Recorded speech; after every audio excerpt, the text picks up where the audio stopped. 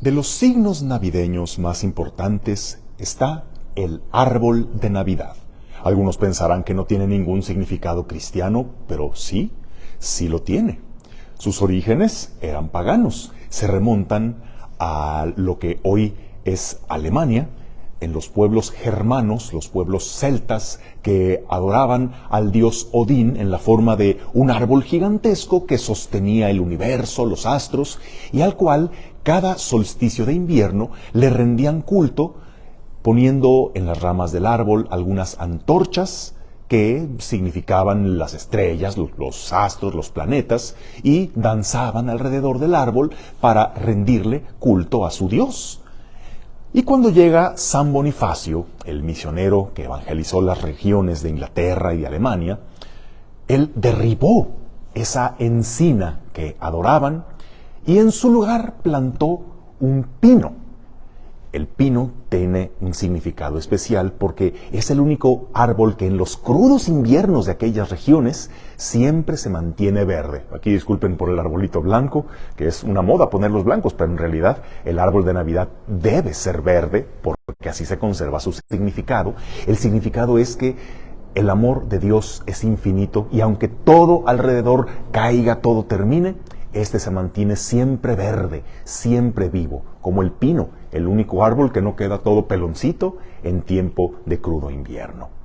San Bonifacio, en vez de antorchas que representan los astros, colocó velas que significan la luz de Cristo, la luz de la fe que nos guía hacia Él. Colgó también manzanas, significando el árbol del pecado original.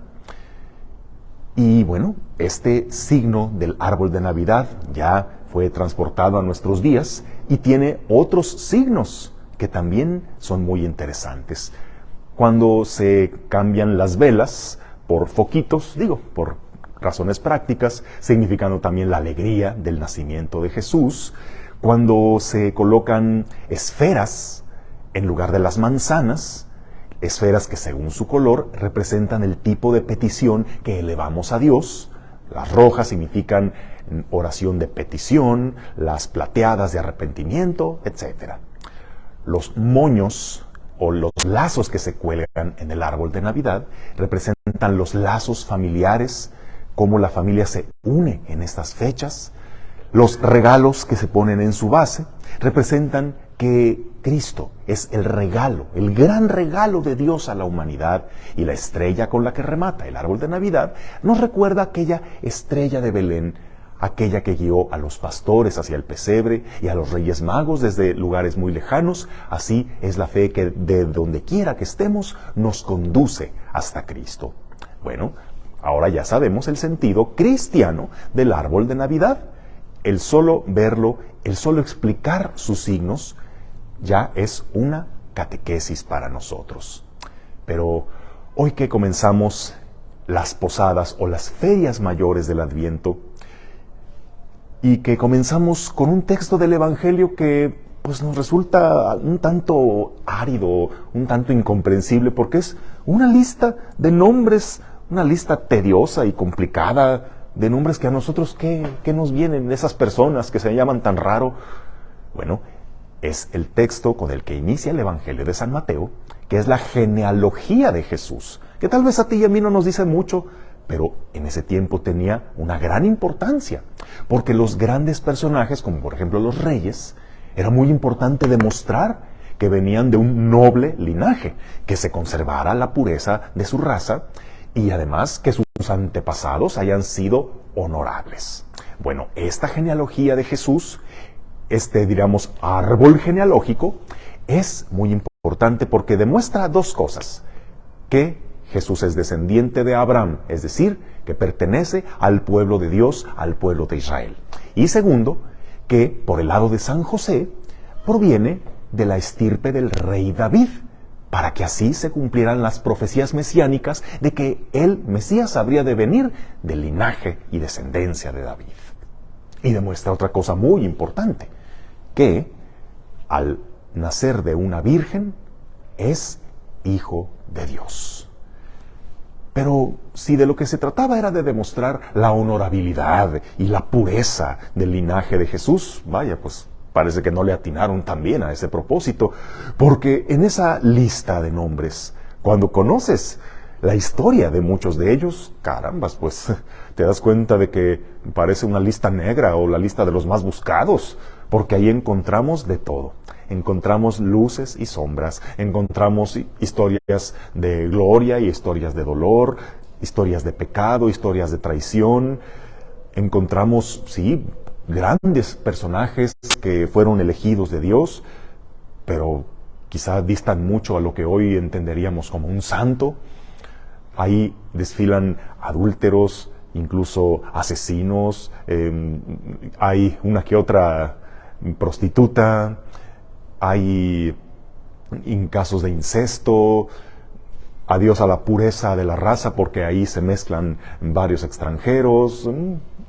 Entonces, si de lo que se trataba era de dejar bien parado a Jesús por la pureza de su linaje, pues con esa genealogía no se logra. Pero, ¿qué crees? Que no era esa la intención, sino demostrar que en ese árbol caído que es la humanidad, en ese árbol genealógico de la humanidad, allí es donde vino a encarnarse el Señor. Ahí es donde vino a formar parte, donde además Él se convertirá en ese tronco que revitalizará todas las ramas. Él es el vástago que surge del tronco de Jesé, otra de las profecías. El tronco de Jesé es la descendencia del rey David, que primero tuvo su esplendor y luego fue un árbol caído. Fue una dinastía que pues cayó, que casi se extinguió. Pero ese brote, ese renuevo, es signo de esperanza, signo de reconstrucción, de enderezar lo que iba torcido, de reconstruir lo que estaba caído. Ahora imagínate que Jesús entrara también a tu propio árbol genealógico, a tu propia familia, un tanto dividida, un tanto disfuncional, un tanto difícil, y que viniera Él a restaurar a aquellos que se acogieran a Él. Bueno, pues este es el gran mensaje, el gran sentido también de este árbol que nos recuerda que Jesús ha venido no a visitarnos, sino a hacerse uno de nosotros, a insertarse en una familia, en una historia. Y Él ahora se describe a sí mismo como el tronco en el cual deben estar unidas las ramas para que puedan dar fruto. Y la rama que no esté unida al tronco termina siendo cortada, porque por sí sola no puede subsistir. Nosotros preparemos su llegada. Ahora que desde que el día 12 comenzaron tantos el Maratón Guadalupe Reyes, sí, para terminar después de la rosca con muchos kilos de más, mejor nosotros empecemos otra carrera, que es esta última semana previa a la Navidad, estas ferias mayores del Adviento. En ella, en vez de acumular peso, mejor dediquémonos a perder el peso del pecado, el peso de la tristeza, el peso de los apegos, el peso de todo aquello que no nos deja espacio en el corazón para recibir a Jesús. Prepárate a recibirlo y recuerda que este árbol, que es tu vida, que es tu familia, que es lo que estás pasando ahora, que puede que esté enfermo, que puede que vaya torcido, el Señor ha venido a restaurarlo. Que tengas un bendecido día en el nombre del Padre, y del Hijo, y del Espíritu Santo. Amén.